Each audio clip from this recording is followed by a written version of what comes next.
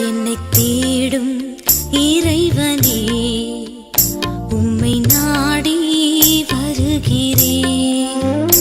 என்னை தேடும் இறைவனே, உம்மை நாடி வருகிறேன்.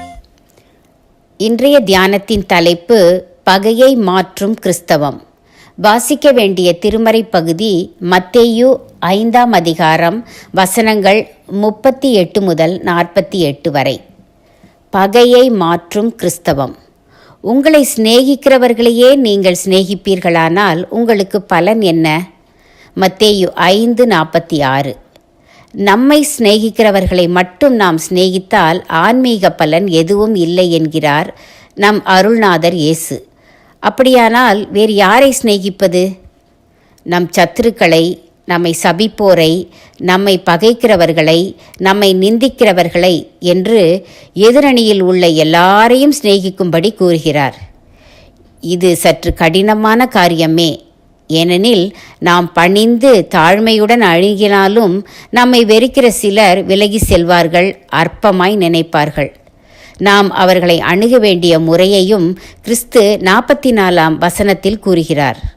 ஆசீர்வதியுங்கள், நன்மை செய்யுங்கள், ஜெபம் பண்ணுங்கள். முதலாவது நாம் செய்யக்கூடியது பகைவர்களுக்காக ஜெபிப்பதுதான். நாம் ஜெபிக்க தொடங்கியவுடன் ஆவியானவர் அவர்களுக்குள் செயல்பட தொடங்கிவிடுவார்.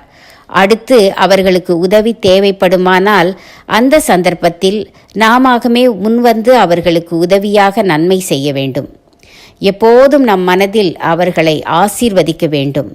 அதாவது அவர்களை பற்றிய குறைகளை எண்ணிக்கொண்டிராமல் அல்லது அக்குறைகளை பிறரிடம் சொல்லிக் கொண்டிராமல் நல்லென உரைக்கவும் நல்லென சிந்திக்கவும் பழக வேண்டும்.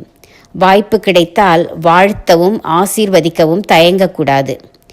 இப்படியெல்லாம் செய்தாலும் பகை அகல சற்று காலதாமதமாகலாம்.